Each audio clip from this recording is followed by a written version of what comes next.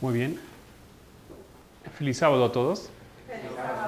Me leo que aquí tenemos otra vez la posibilidad de estudiar juntos, ¿no es cierto? El tema de la hora anterior ha sido un tema creo que a muchos de nosotros sorprendió. Eso fue por lo menos mi impresión cuando yo leí la primera vez esos detalles. Ya se me habían comentado antes, pero ahora leerlo así, los detalles de las cosas que acontecieron. Increíble. Pero vamos a tener que añadir más algunas cosas porque esa historia todavía no se ha terminado. Empezamos más una vez con oración.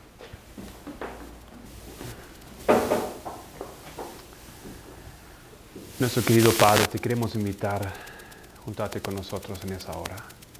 Estamos aquí más que dos reunidos delante de ti con el sincero deseo de estudiar tu palabra y de entender lo que ha sido ocultado, lo que para muchos de nosotros es una realidad desconocida y que forma parte de la situación que nosotros percibimos hoy en día en nuestra iglesia.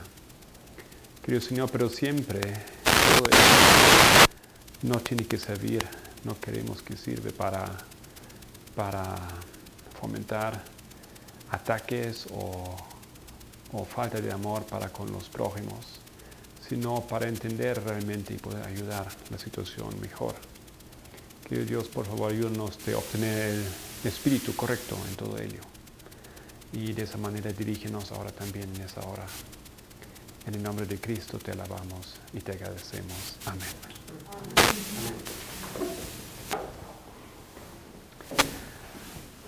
Bueno, habíamos comentado en la hora pasada la historia de la lucha por la herencia de Elena White, específicamente el White Estate, o sea, todos los escritos de ella, los derechos sobre los escritos, los derechos sobre el ingreso que generaban los escritos y también escritos que no habían sido y hasta hoy en día no son todavía hechos públicos. Están ahí una gran cantidad y se estima que la mayoría de los textos de Elena White hasta hoy en día no se han publicado todavía. Son manuscritos, son cartas. Al final vamos a decir algo en referencia a esto. Hemos llegado a una culminación de la crisis entre la Conferencia General y el White Estate. Desde la muerte de Elena White en 1915, los asuntos no se habían arreglado muy bien. Primero, así muy bien la palabra, lo que dijo Elena White, el testamento de Elena White no se ha puesto en práctica. En realidad, ellos hicieron una contrapropuesta y cambiaron básicamente el deseo de ella, de manera que ellos compraron, la Conferencia General compró el White Estate. ¿Por qué? Por la presión de deudas que estaba sobre el White Estate. Y para resolver esa situación, ellos entraron y compraron y de esa manera llegaron a introducir un manejo, un control sobre el White Estate y sobre los textos que él guardaba y sobre la manera como esos textos iban a ser o no podían ser liberados. Aquí me parece interesante que Willie White, el hijo, recuerda que su mamá había criticado un poco que todo parecía siempre tener que correr en esas líneas oficiales, en esos ¿cómo dice ella? Exactamente, en líneas regulares, en canales regulares, en métodos regulares.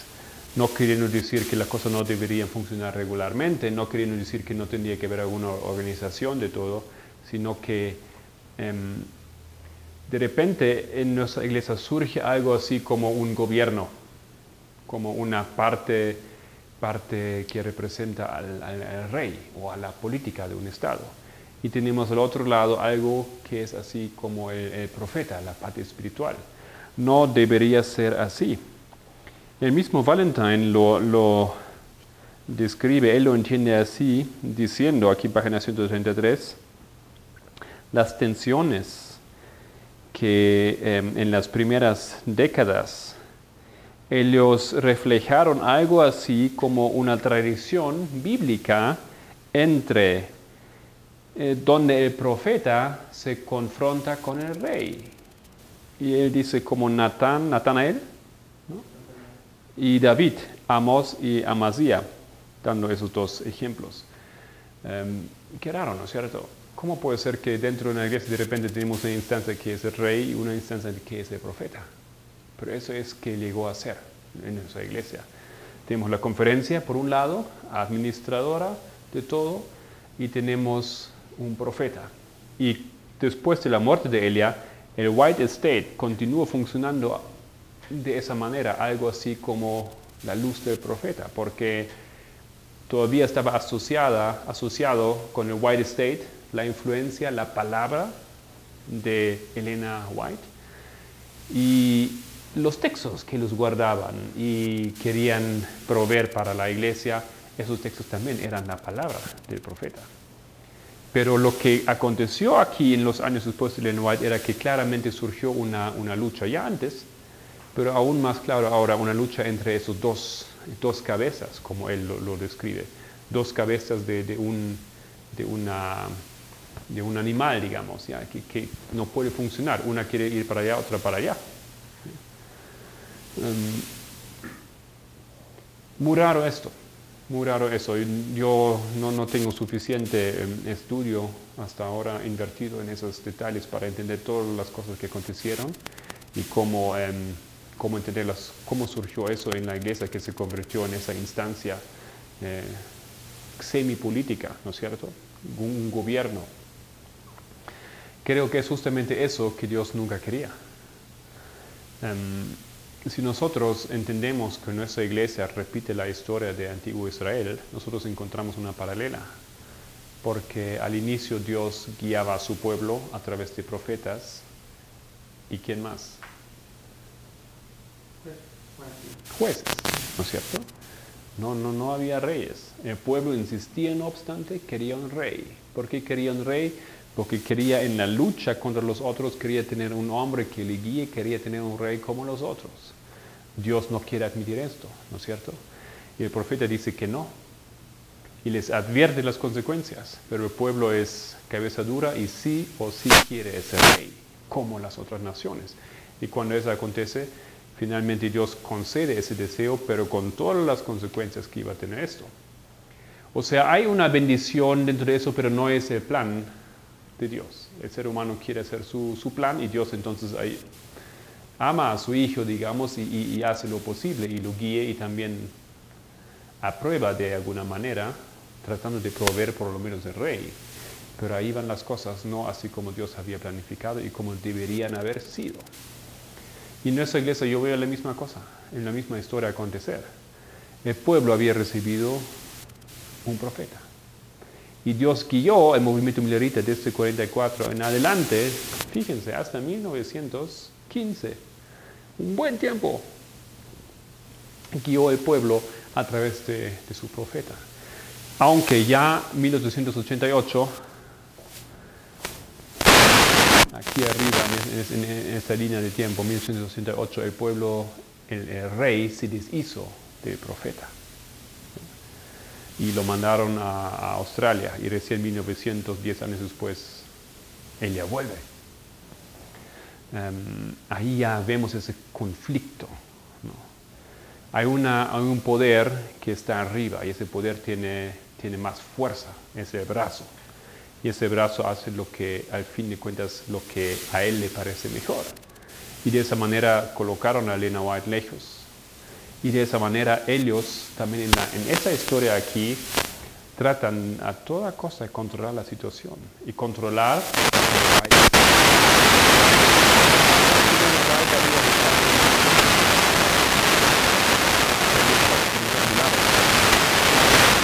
Después ellos van a decir que ellos van a quieren, digamos, volver y quieren, digamos, cumplir lo que Elena White había dicho, pero ya sobre una base completamente diferente, sobre una base que ellos habían elegido, habían cambiado, habían hecho según su voluntad. Willie White y también el hijo, el nieto de Elena White, Arturo White, ellos siempre van a mantener esa posición y esa convicción que las cosas no se han hecho así como la abuela, la mamá la querían, ¿ya? Como el profeta lo quería.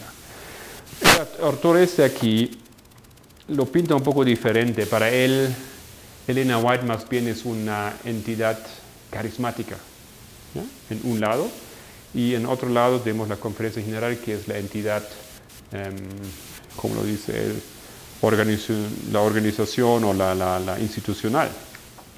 Pero Elena White más bien algo carismático, digamos, que tiene un don, y ese don él ya puede usar, pero es una entidad básicamente carismática. Mira, no entiendo las cosas así.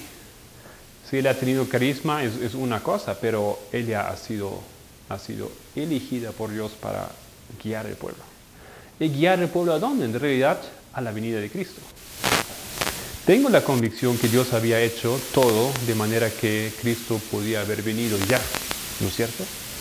En 1868 el mensaje era para preparar, para finalizar la preparación del pueblo para la venida de Cristo, bajo el profeta. Pero el pueblo rechazó. Los líderes especialmente rechazaron, se unieron juntos contra ese mensaje que Cristo preparó para su pueblo. Y entonces la historia toma la misma repetición de la historia del antiguo Israel. Los reyes ahora gobiernan. Y cuando surge el profeta, de alguna manera, a través de los textos que le había dejado, ellos ejercen poder y fuerza financiero para retenerlo, ¿ya? Y aquí en esa historia hemos llegado a una culminación en los años 34, 32 hasta 34, 36, cuando, así yo lo entiendo, cuando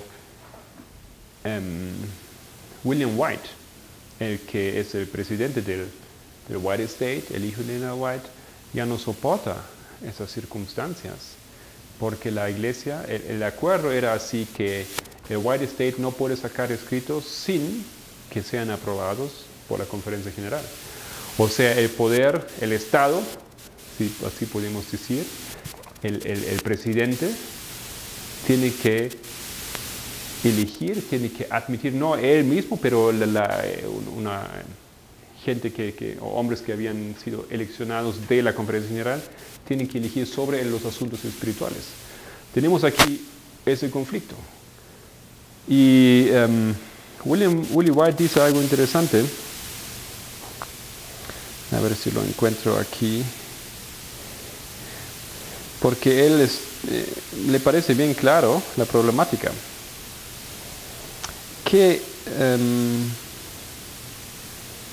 ¿Por qué tiene una duda?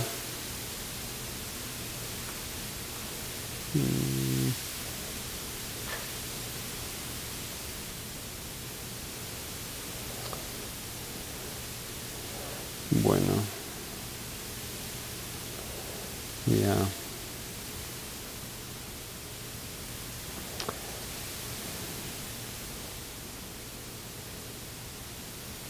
Bueno, lo encuentro aquí rápido. Lo que él dice es más o menos esto.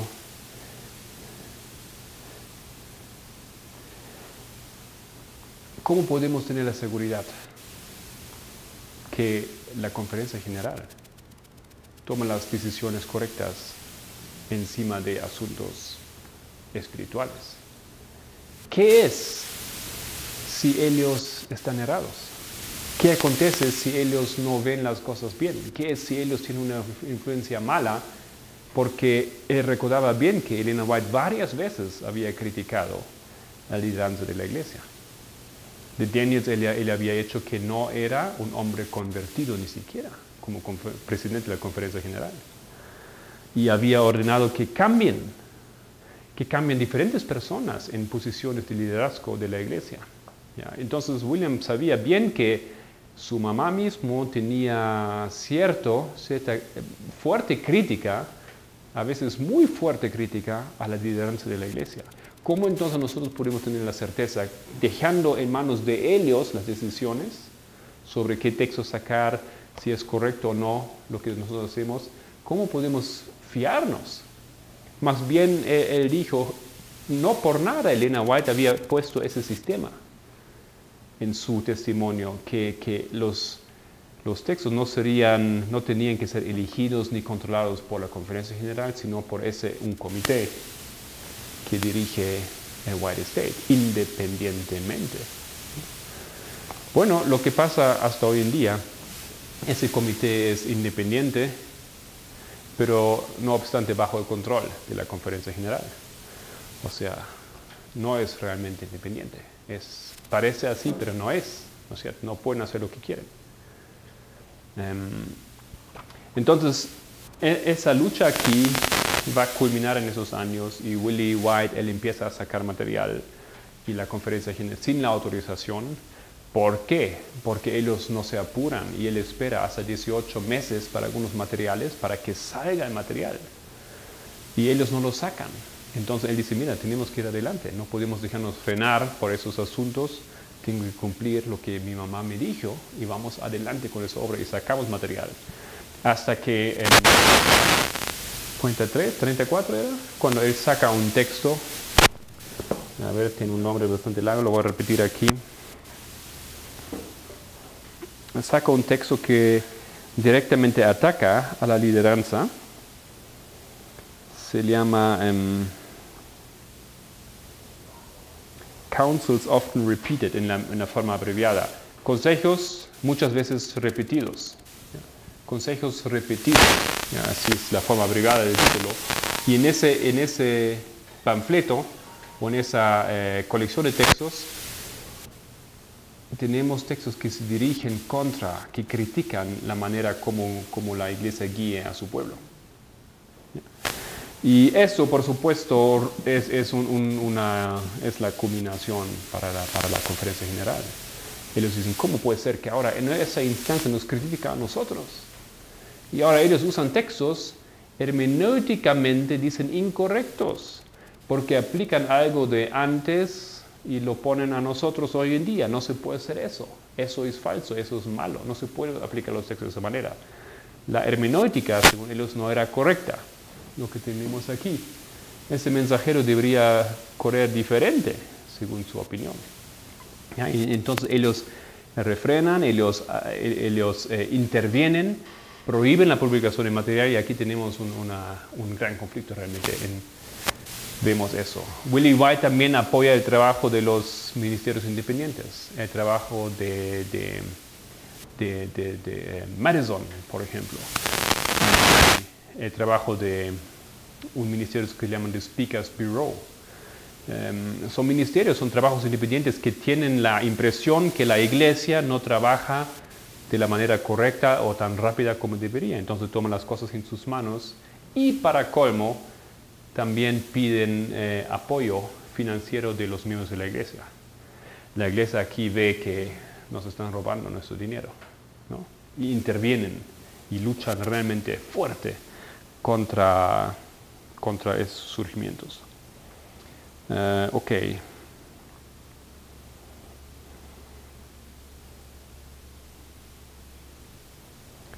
Bueno. Ahora, ¿cómo continúa la historia? Eso más o menos donde habíamos quedado la última vez. O sea, habíamos quedado en un momento donde James White saca material no autorizado. Eso es un poco divertido porque el material en parte era su herencia. Entonces, bueno, pero para la iglesia era no. Y lo que William White hace, él, una vez que vienen y hablan con él y lo prohíben sacar esas cosas, él también cede, ¿ya? Y él escucha lo que le dicen y él hace otra vez un paso para atrás. Él tiene gran respeto y también respeto personal por los líderes y la lideranza. Él no se quiere oponer, pero a veces él ve que simplemente las circunstancias le están forzando de avanzar en esa obra. 1933, finalmente, la Iglesia y el White State juntos elaboran un plan de 6 pasos. Ese plan de 6 pasos era importante porque por la primera vez dice claramente cómo tendría que funcionar que se saque nuevo material.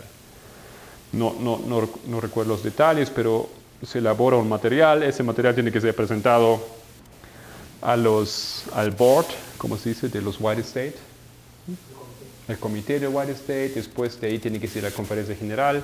Después se regresa, después tiene que ser elaborado. Así hay todo un plan, una secuencia de pasos que se deberían tomar antes de sacar material. Aunque tal vez no era la mejor cosa de hacerlo así, por lo menos había un plan y todos sabían ahora cómo debería funcionar. Y todos podían seguir ese plan y al comienzo también funcionaba bastante bien. Pero la cosa era, White State producía mucho material. Y entonces había mucho trabajo ahí en Washington de leer. La gente tenía ahora que apurarse y leer y estudiar y mirar el material. ¿Ya? Ok. Pero pasa una cosa que 34-35 de Robinson, que es parte del White State, él prepara un material sobre la historia de primeros escritos. Nosotros hemos estudiado aquí primeros escritos, un detalle de esa historia. Yo creo que él se enfoca en otro asunto, completamente otro asunto. Voy a ver si puedo conseguir ese material. ¿Ya? Y cuando él prepara ese material, para responder a algunos asuntos que habían en ese tiempo, algunas acusaciones, por ejemplo, el problema de la puerta cerrada, y la iglesia se tenía que defender otra vez de ataques que venían de afuera de la iglesia.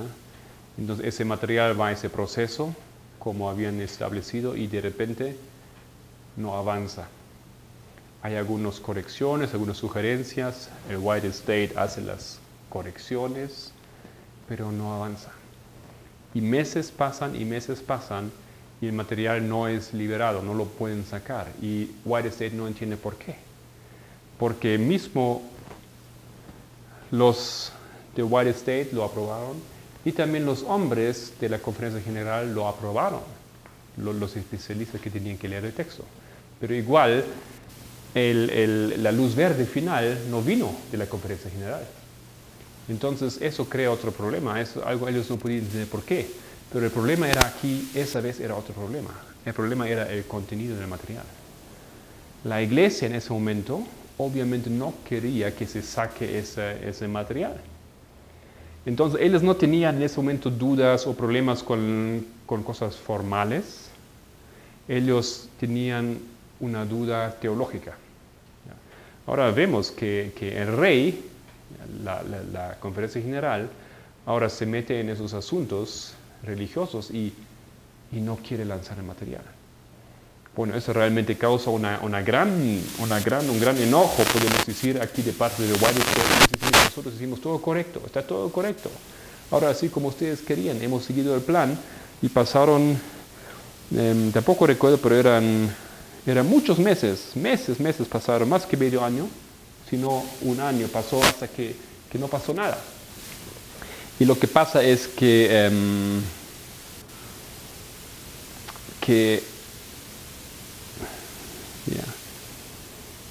fue en ese momento, en secuencia de eso, Arturo White, que era el hijo de William White, él escribe una carta a Watson, el presidente de la conferencia, y él realmente lo pone en cuestión lo que ellos están haciendo ahí. Él dice, a ver si lo tenemos aquí, página 113, por ahí lo tengo.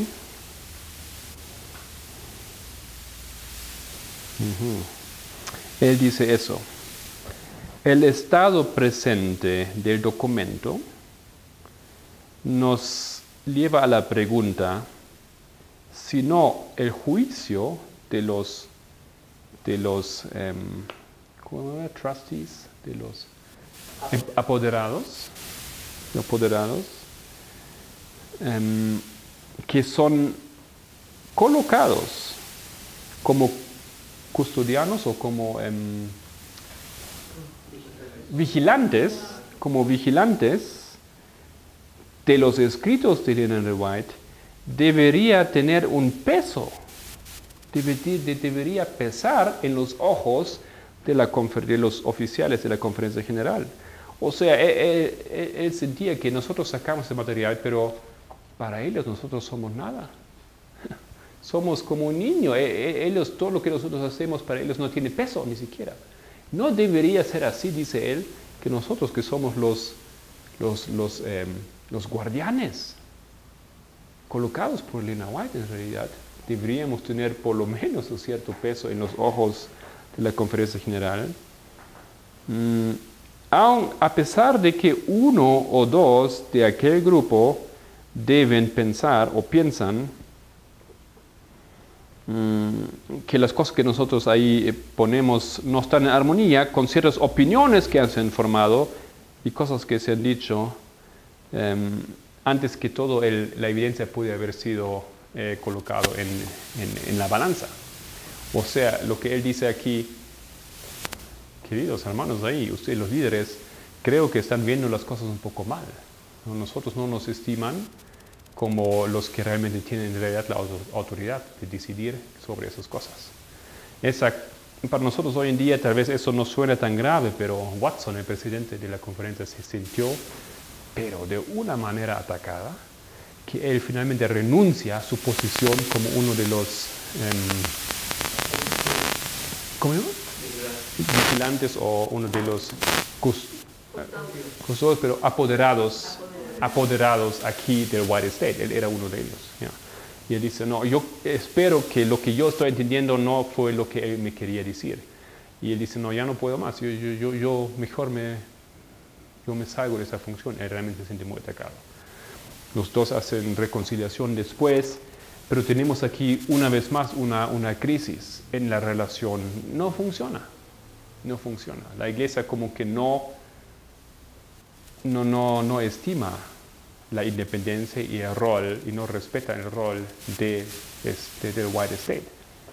Y el White State se siente como un niño que papá nunca lo quiere lanzar, digamos, ¿no? Sí, es menospreciado, sí. En ese tiempo, no obstante, el White State hace compilaciones de libros como consejos consejos alimenticios, ¿ya? Sobre la salud, salimos así. Counsels on Diet and Food, ese libro sale en ese tiempo. Sale también consejos sobre mayordomía, ¿no? Ese también sale en ese tiempo. Ellos están trabajando, en parte funciona, pero vieron esa cosa aquí y la iglesia sube sobre el freno y hay esa crisis una vez más en la relación de esas dos instancias. Ok, ahora sí, 1937, William White muere.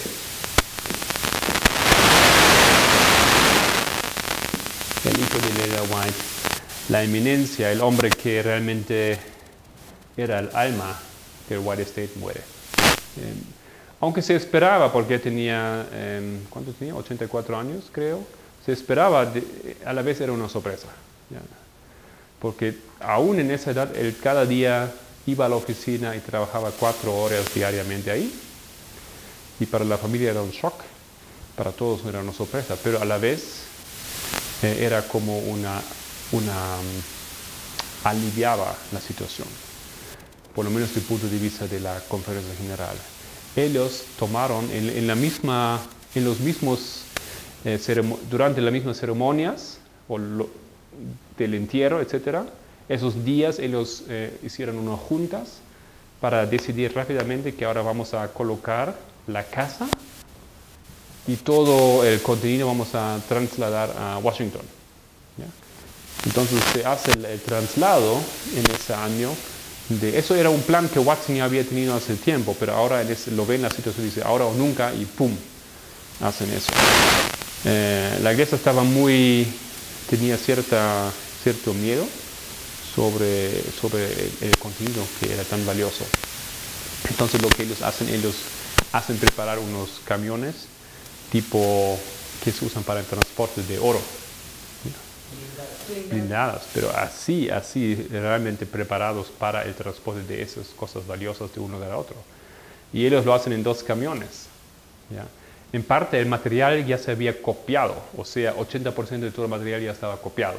Entonces ellos dejaron salir un camión y solamente cuando ese camión llegó a su destino, ¡pum!, informaron a otro y otro también podía salir para tener la mayor seguridad, ¿no es cierto?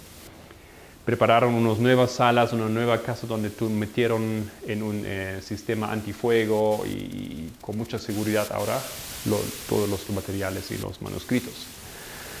Y Arturo White, el hijo entonces, que fue llamado a seguir su padre en esa posición, que era joven, tenía 30 años solamente en ese momento, él también se traslada, por supuesto, a Washington, y ahora tenemos una nueva situación.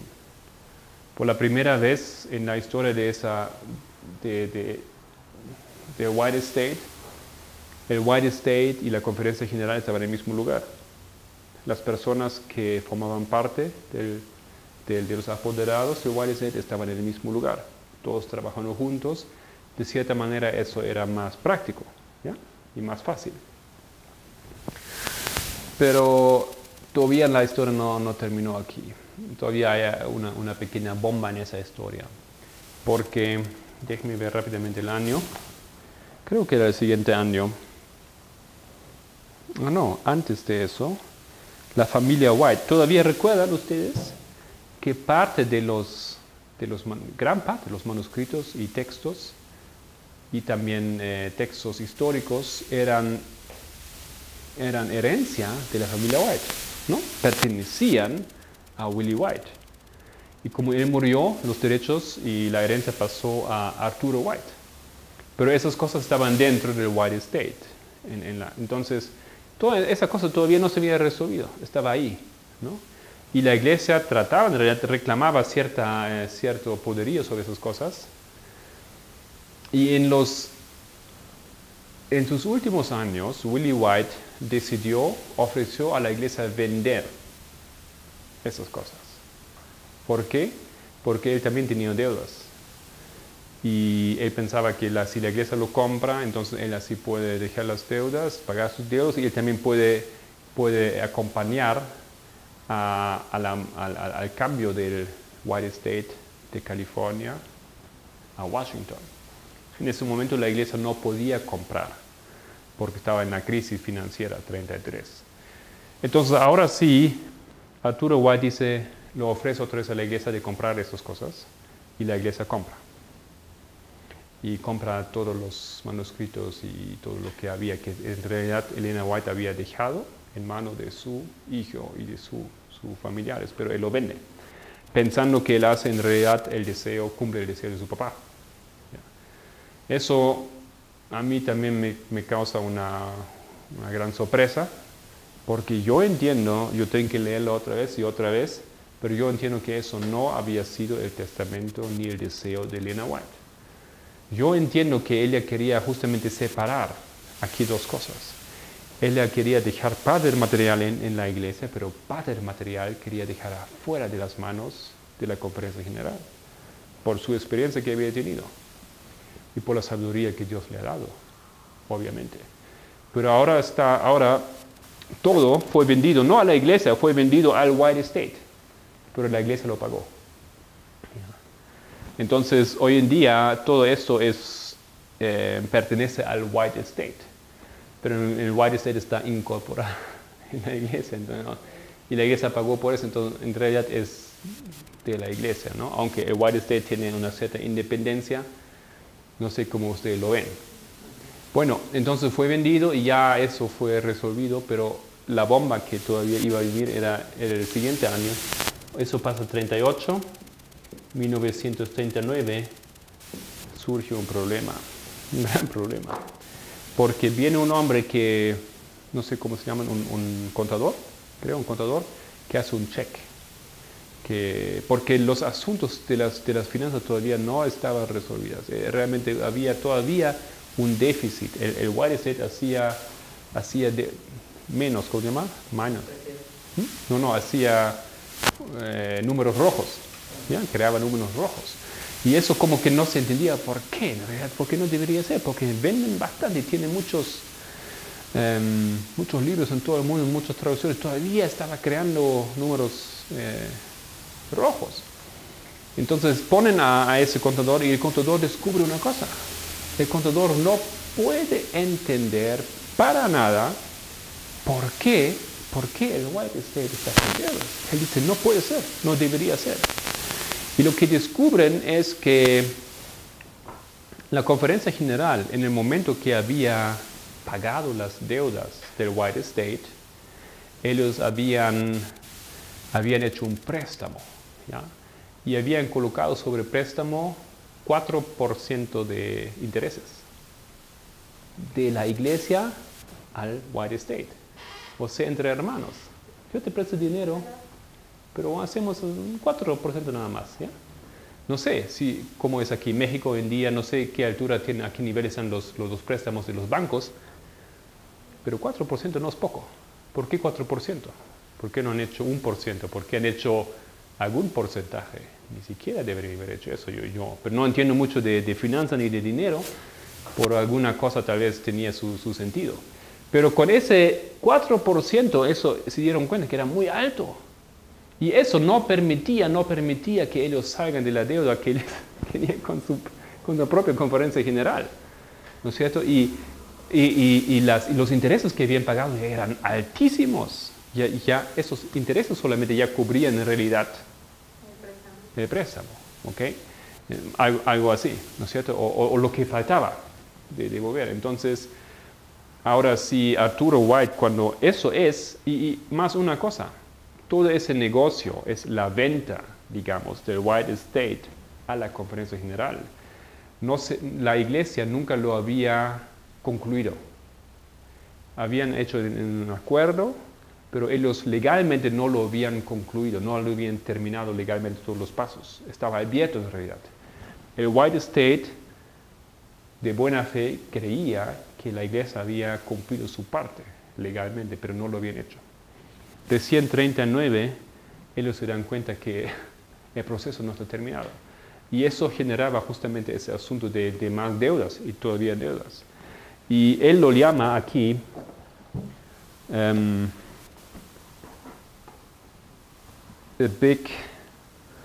déjame leer con sus palabras, a gigantic accounting mess. Un gigantesco mess, how you say, ¿cómo traducimos eso? Ese mess es un desastre. A ver, a gigantic accounting mess.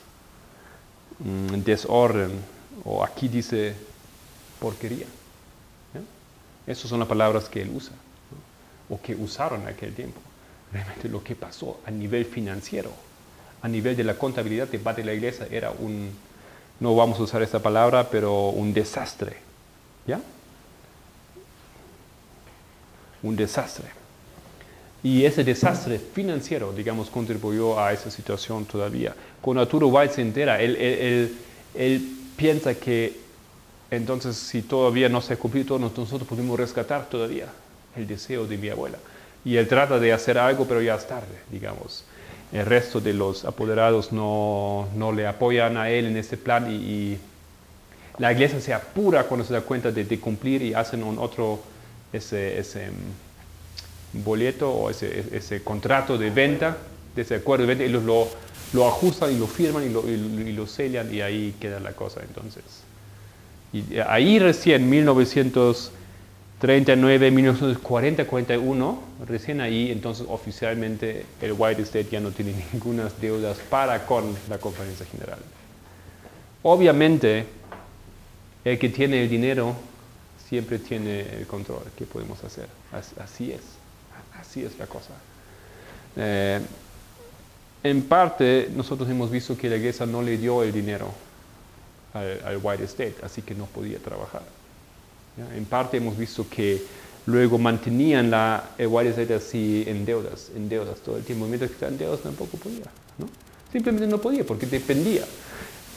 Y el dinero entraba y salía y los libros no se alinearon y nunca se liberaba de esa dependencia. No sé cómo hubiese sido si la iglesia, si el White State realmente ya aquí en esos años hubiese sido completamente sano financieramente, una cosa que podría haber sido, que debería haber sido así. De todos modos, lo que la iglesia hizo al comienzo era pensado como un préstamo. ¿Ya?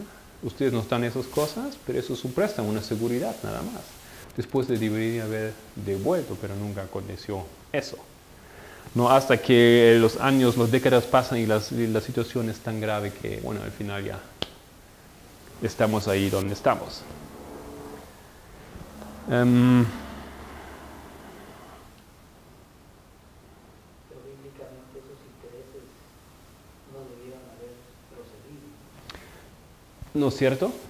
Bíblicamente los intereses no deberían haber. Eso es, creo, el Nuevo Testamento, ¿no? Leemos eso. En el Antiguo Testamento no se debería entre hermanos, creo. Claro, cada uno de nosotros dice, ¿cómo puede pasar eso? Y el argumento de Willie White era desde el comienzo, y de Arturo White también, de la familia White. Todo lo que la iglesia es hoy en día, lo que es, toda la riqueza que también tiene, también la riqueza financiera, en gran parte lo debe a Elena White. No obstante, ellos no concedieron, digamos, ese dinero a ella. Lo que pasó es así que en California, cuando Elena White volvió de Australia, ella ahí, en ese centro, en Elm Haven, ella empujó un trabajo. Creció la iglesia en esa área. Pero era bastante concentrado. Pero en el área de California, en los hospitales, salieron las iglesias, el crecimiento fue harto. No obstante, de un lado faltaba el dinero. ¿Ya? Él invertía, pero el dinero como no se generaba. Yo no sé, no sé cómo, si eso es malo, qué pasó ahí. Posiblemente simplemente hubiese sido un asunto de arreglar las cosas bien. ¿No?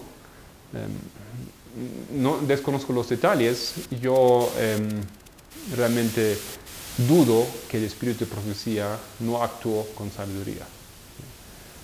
Yo no tendría la tendencia de buscar el problema con Elena White, que avanzó ese trabajo. Yo más bien creo que el problema era en otros lugares de la iglesia y el dinero estaba bien invertido. ¿Ya? Y Elena White lo invirtió como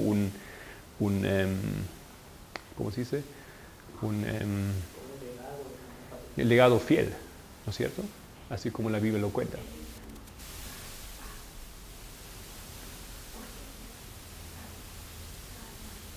Sí. Sí, ella confió en Dios. Y tal vez ella confió en Dios completamente y tal vez simplemente necesitaba un poco más paciencia, ¿no? Porque se resolvió el asunto de las finanzas, se resolvió solo en realidad, ¿no?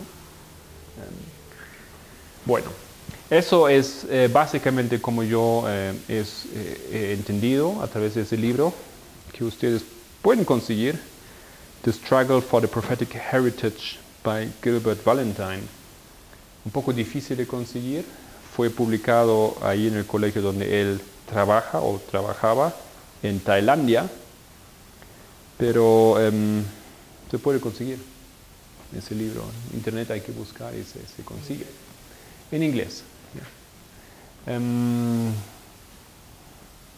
Ok, la historia todavía tiene algo interesante para nosotros hoy en día, porque hace algunos años se formó un grupo,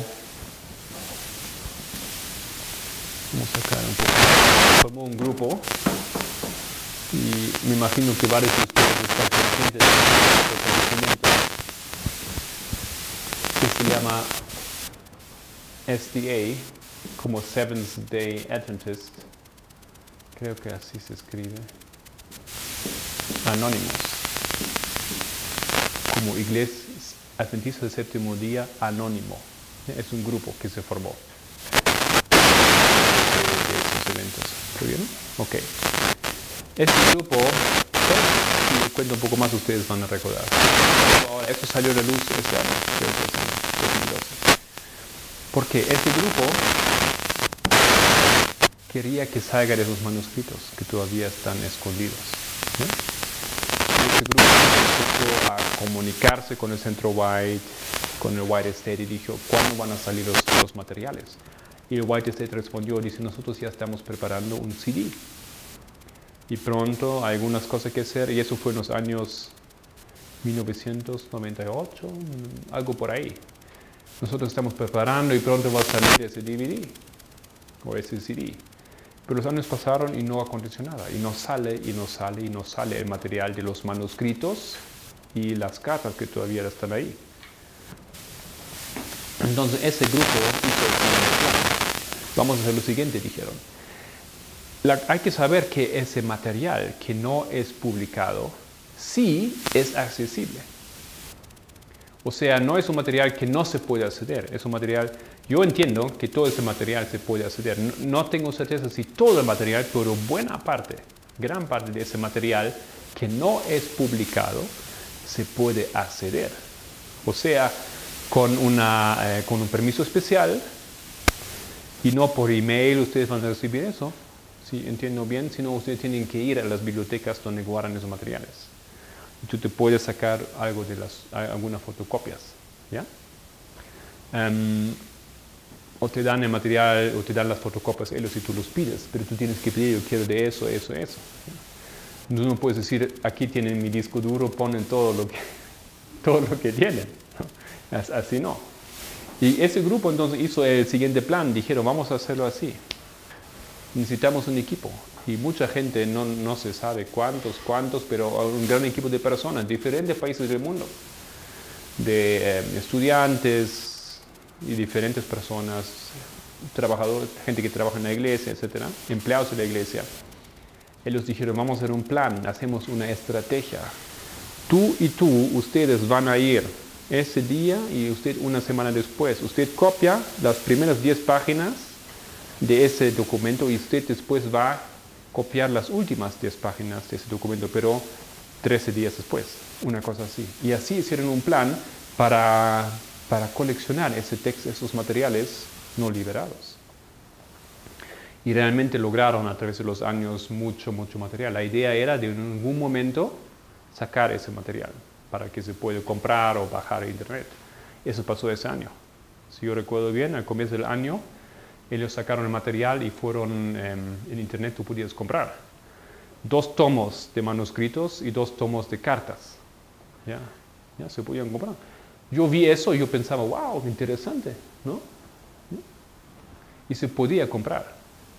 Pero lo que yo no sabía en ese momento, que ellos también habían usado la ayuda de un hacker, ¿ok? Y parece que la persona que lidera ese grupo no es un adventista, y él creo que es sueco o de un país nórdico, y él vive en Albania. Albania es un poco difícil de acceder, digamos, legalmente de parte de Estados Unidos, ¿no es cierto? No sé si es casualidad, pero yo creo que no es casualidad que él vive ahí. Él dice que él es un hacker o una persona como un detective para textos religiosos.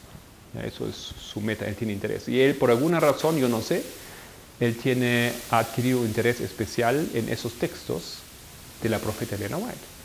Y él trabaja juntos con muchos adventistas, pero él encaminaba ese trabajo. Y él contrató también la ayuda de un hacker o de hackers, de foros de hackers, para que le ayudasen de entrar con fuerza a través del internet en los archivos del Centro White, los archivos del White Estate. ¿Okay? Pienso yo que eso no es legal, no es correcto. Si bien el material, yo creo, debería ser libre y accesible para todos, creo que la manera de hacerlo de esa manera no era correcta. Pero lo hizo, sacaron material, lo publicaron y mucho material está ahora accesible. ¿Ya? La cosa es esta, que los Estados Unidos han firmado, creo que como todos los países del mundo, la mayoría de los países del mundo, un convenio donde se arreglan los derechos de un autor. Los derechos de un autor siguen vigentes durante su vida y 70 años después de su muerte. O sea, los derechos van a donde tienen que ir, después de su muerte van a la esposa, a los hijos, donde sea, pero solamente por 70 años esa persona, esa familia tiene el derecho de publicar exclusivamente ellos esos textos. Pero cuando se vencen 70 años, cualquiera puede tomar esos textos y publicar, siempre y cuando son esos textos antiguos, ¿ya? Y eso acontece con los escritos de Elena White. Más de 70 años han pasado. Cualquier casa publicadora, por derecho mundial, puede tomar esos textos y reimprimir, vender, publicar, ¿ok? Porque es dominio público. Y eso acontece con los textos de Elena White. Así que en parte no me parece correcto, que es mi opinión, que el Centro White todavía no hace accesibles los textos, lo esconde de alguna manera, si es dominio público. ¿Ya? Por otro lado, tampoco me parece correcto de usar métodos no legales para acceder a esos textos. Hay aquí un conflicto. Pero eso es la situación hoy en día, eso es la historia. Estamos aquí, hay muchos textos ahora, una parte de textos ahora son accesibles, en parte son cartas de las cuales algunos párrafos han sido sacados, otros párrafos no. Hay algunas cosas muy interesantes que ahí ya salieron a la luz en esos textos. Pero la iglesia ahora han adquirido la ayuda de un detective y han encontrado a ese hombre a través del dominio, del domain que él tenía en la página web. Entonces ellos encontraron quién es él, a quién pertenece, etc. Así han investigado y han encontrado a ese hombre. Y ahora hacen juicio contra él. ¿Ya? Han empezado un juicio contra él y ese juicio está en proceso. Él está ahora en la defensa y a la vez él y muchos adventistas ahora han ido en un contraataque. Se ha lanzado un llamado en internet donde tú puedes asignarte y tú puedes poner tu firma para un pedido de liberar esos textos. O sea, aquí estamos ahora en un momento interesante otra vez en esa historia del Centro White. Vamos a ver lo que pasa. Según los propios expresiones del Centro White, parece que todo ese material, todos esos manuscritos no liberados, ya están accesibles digitalmente, ya están ahí. Por alguna razón solamente ellos han decidido de no sacarlo a la luz. No sé por qué, pero eso es la situación. Parece que ya está listo el DVD, solamente falta que alguien diga, ahora lo podemos copiar y vender y hacer accesible. ¿Ok? No sé por qué eso no acontece, ahí está. Estamos ahora en tiempos interesantes, queridos hermanos. Vamos a ver lo que pasa, vamos a ver cómo continúa esa historia de ese grupo aquí, pero más bien de esos textos de Elena White. Vamos a ver. En este año yo fui a la biblioteca en Loma Linda, en el Centro White, y ahí me habían dado acceso a la bóveda para ver esos diagramas en original. Es una interesante historia aparte. Y ahí yo también pregunté a la señora, la bibliotecaria, si ellos han habido algunos problemas con Anonymous. Y él dice, sí. Justamente a nosotros nos escribieron y querían ver un específico texto. Y ese texto era uno de los textos que no deberían mostrar así fácilmente a cualquiera. Entonces nosotros fuimos informados por el Centro White y que nos han dicho, por favor, cuidado con esos textos, y no lo han dejado salir a la luz. ¿Okay? O sea, hay aquí una cierta batalla, ¿no? Una cierta lucha. Y es una cosa complicada porque por un lado tenemos esos textos que yo entiendo deberían ser accesibles para todos, y por otro lado están ahí adentro y no se puede sacar así nomás, ¿no es cierto? Y no se debería ejercer fuerza ni deberían hacer cosas ilegales. Yo tengo la convicción. ¿Alguna pregunta a esta altura?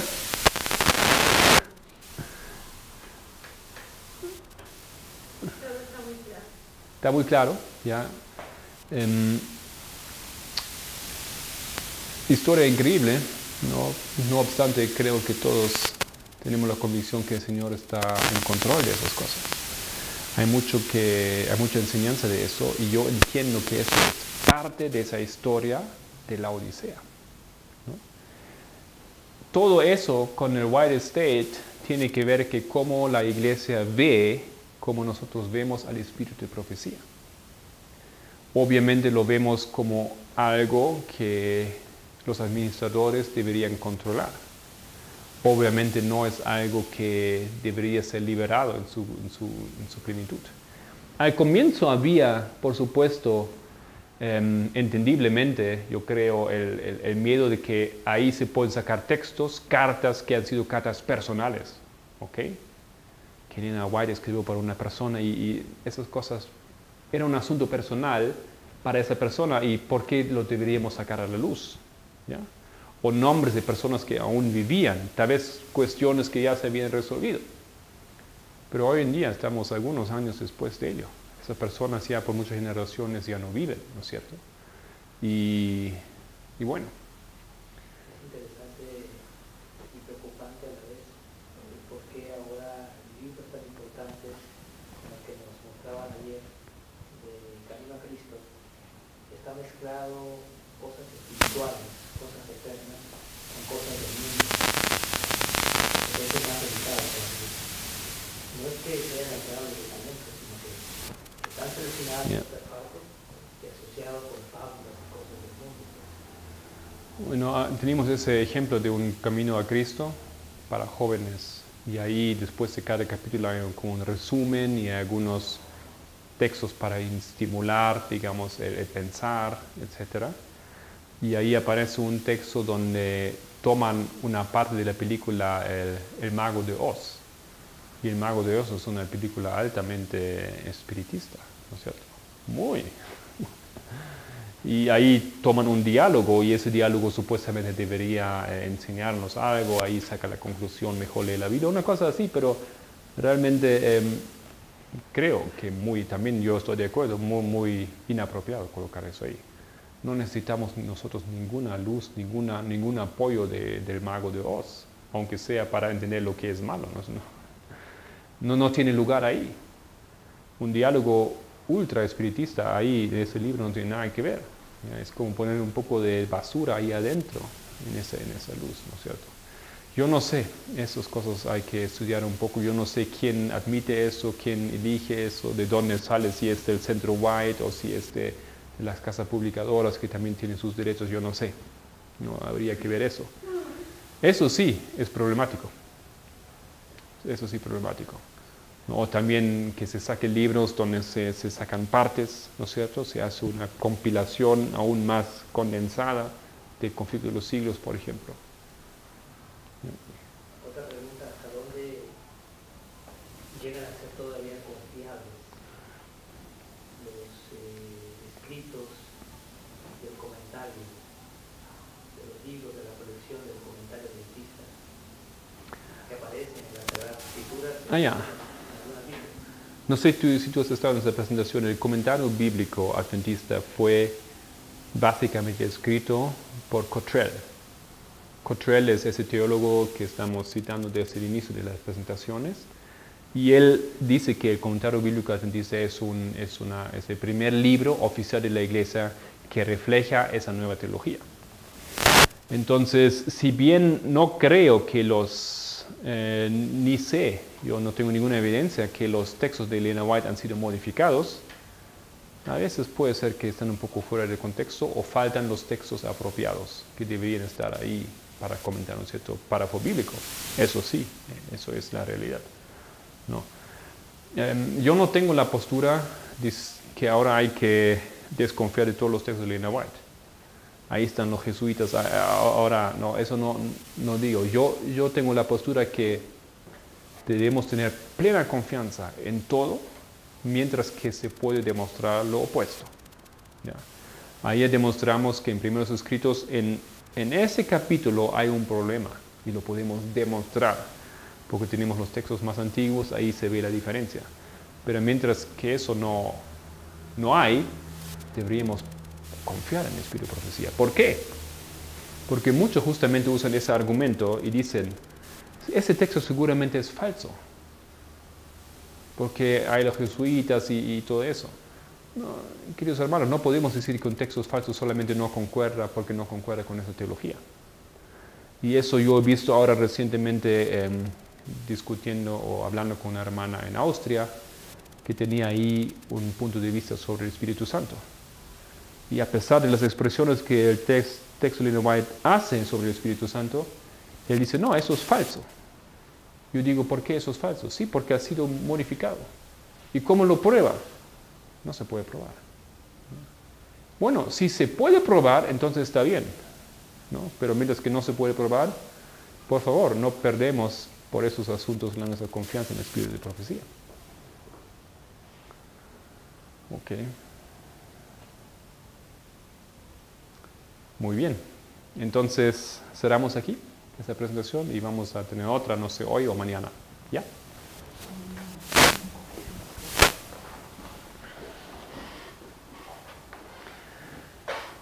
Nuestro querido Padre, gracias aquí de dejarnos entender algo de esa historia. Formamos parte de esa historia, querido Señor, sin duda alguna. Probablemente en nuestros casos indirectamente, pero las consecuencias de todo ello que aquí estamos viendo y comprendiendo son evidentes. Son en muchos casos la explicación por qué falta fe en los rangos de nuestras iglesias. Porque no nos fiamos en el espíritu de profecía. Porque hay dudas, porque hay rechazo y porque nosotros hemos olvidado cuáles son las sendas antiguas. Querido Dios, te alabamos porque aquí hemos tenido un poco de posibilidad de ver algunas cosas. Y como ya he pedido al comienzo, por favor ayude para que tomemos esa información debidamente. En el nombre de Cristo te agradecemos. Amén.